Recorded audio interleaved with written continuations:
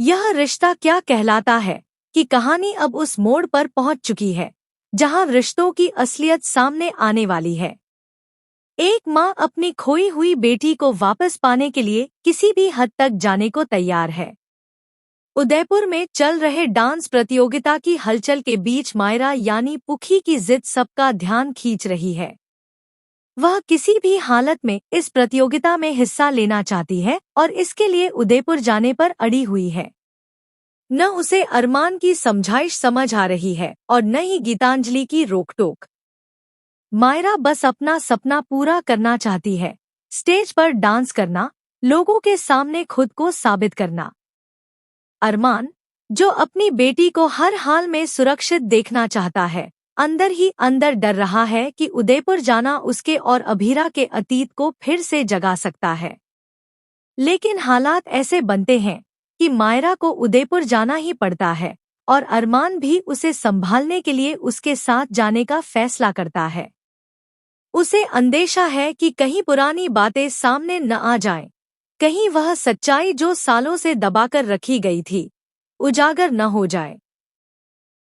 उधर उदयपुर में अपनी साड़ियों के व्यापार और दादीसा व विद्या की जिम्मेदारियों में उलझी अभीरा को जरा भी अंदाजा नहीं है कि उसका अतीत उसी के शहर में कदम रखने वाला है और उसके साथ वो बेटी भी, जिसे उसने 7 साल पहले अपनी गोद से खो दिया था।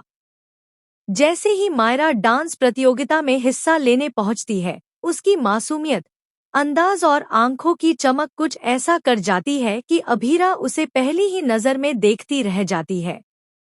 उसे समझ नहीं आता कि क्यों इस बच्ची को देखकर उसका दिल तेज धड़कने लगता है, क्यों उसकी आंखों से आंसू बहने लगते हैं, बिना किसी कारण। अब तक शांत और सहनशील रही अभीरा के अंदर एक माँ जाग चुकी है। वह माँ जो अब चुप नहीं बैठ सकती, जो अब किसी भी कीमत पर अपनी बेटी को वापस पाना चाहती है। उसकी आंखों में आग है, उसके दिल में दर्द है और उसकी रगों में ममता का उबाल। उसे अब किसी की परवाह नहीं, ना समाज की, ना अरमान की, ना गीतांजलि की। वह सिर्फ अपनी बेटी को पाना चाहती है, उसे गले लगाना चाहती है, उसे बताना चाहती है कि उसकी असली माँ आज भी उससे उतना ही प्यार करती है जितना 7 साल पहले किया करती थी।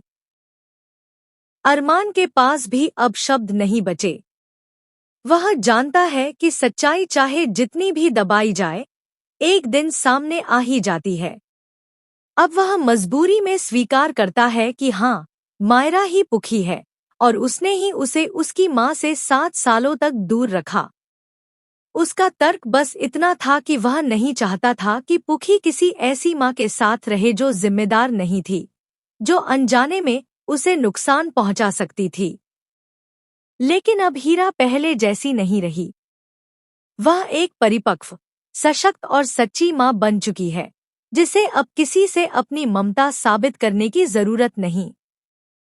और तभी एक अनजाने से झटके में उसे उस सच्चाई का आभास होता है जो उसकी जिंदगी को बदल देती है।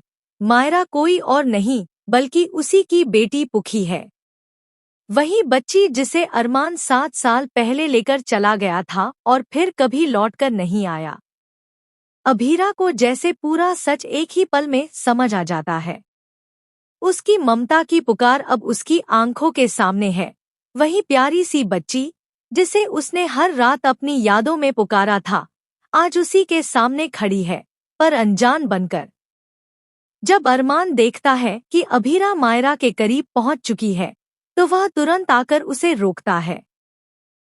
वह फिर वही कठोर शब्द कहता है, यह मेरी बेटी मायरा है, गीतांजलि की बेटी। तुम्हारा इससे कोई रिश्ता नहीं, लेकिन अब यह